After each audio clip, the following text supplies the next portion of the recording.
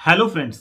हरियाणा में पंचायती चुनाव को लेकर असमंजस की स्थिति बनी हुई है। जो लोग हरियाणा में गांव की सरकार में भागीदार चुनाव लड़कर बनना चाहते हैं और जो लोग गांव में देहात में रहते हैं और सीधे तौर पर जो गांव की सरकार, चाहे वो ग्राम पंचायत से लेकर जिला परिषद हो, ब्लॉक समिति हो, उसके माध्यम से विकास की आशा रखते हैं, वो लोग इंतजार कर रहे हैं कि हरियाणा में पंचायतें जो 23 फरवरी को भंग कर दी गई थी, उनके चुनाव आखिरकार कब होंगे। आप सब जानते हैं कि हरियाणा में पंचायती चुनाव को लेकर मामले में पेच फंसा हुआ है, क्योंकि पंजाब और हरियाणा हाई कोर्ट में हरियाणा में पंचायती चुनाव को लेकर याचिका लंबित है, जिसमें मुख्य रूप से हरियाणा सरकार ने जो हरियाणा में महिलाओं को 50% रिजर्वेशन देने के लिए और BCA श्रेणी के लोगों के लिए, BCA समाज के लिए 8% रिजर्वेशन की व्यवस्था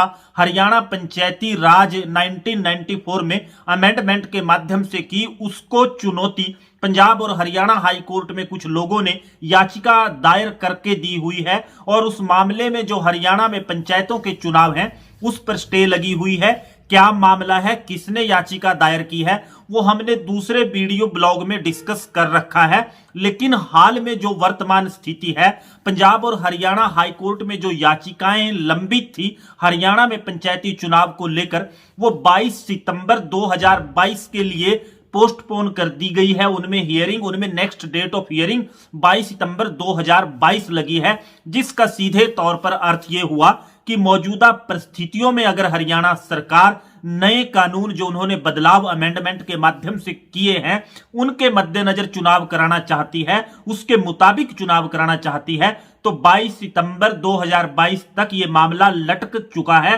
हाई कोर्ट में। जो लंबित ये मामला है उसके कारण अब सवाल पैदा होता है कि पंजाब और हरियाणा हाई कोर्ट में मामला लंबित होने के बावजूद भी क्या कोई ऐसी स्थिति बनती है जिसमें हरियाणा में स्थानीय निकायों के चुनाव कराए जा सकते हैं, जिसका सीधे तौर पर जवाब हां में है। और अगर हरियाणा सरकार चाहे, जो उसने अमेंडमेंट किए हैं उसकी जिद को छोड़ दे और उसकी जिद को छोड़ने के मद्देनजर सीधे तौर पर जो पुराना कानून था उसके मुताबिक अगर हरियाणा सरकार चुनाव कराना चाहे तो हरियाणा सरकार चुनाव कराने में स्वतंत्र है। और बेहतरी हरियाणा प्रदेश की इसी में है कि हरियाणा सरकार नए अमेंडमेंट को छोड़कर पुराने कानून के मुताबिक ही प्रदेश में चुनाव कराए, क्योंकि अगर पंजाब और हरियाणा हाई कोर्ट से भी फैसला सरकार के हक में आ जाए 22 सितंबर के बाद, तो यह मामला सीधे तौर पर सुप्रीम कोर्ट में जाएगा। क्योंकि जब हरियाणा में शिक्षा को स्थानीय निकायों और पंचायतों में चुनाव लड़ने के लिए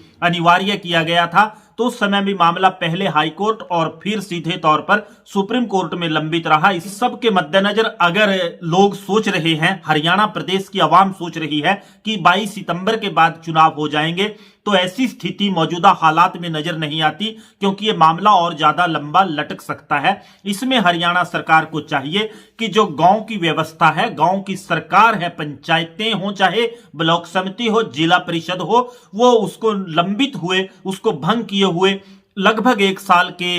आसपास का समय हो चुका है। और अगर इस मामले को और ज्यादा लटकाया गया तो सीधे तौर पर लोकतंत्र की सबसे अहम इकाई ग्राम स्वराज की व्यवस्था, स्थानीय निकाय और पंचायतें, उनको ज्यादा समय तक के लिए भंग नहीं रखा जा सकता, क्योंकि सीधे तौर पर पूरा मामला प्रशासन के हाथ में है, अफसरशाही के हाथ में है। और लोगों के चुने हुए नुमाइंदे जो उनके प्रति जवाबदेह होते हैं, चाहे वो सरपंच हो, पंच हो, जिला परिषद के लोग हों या ब्लॉक समिति के, उनकी व्यवस्था नहीं है। हरियाणा सरकार को मौजूदा परिस्थितियों में चाहिए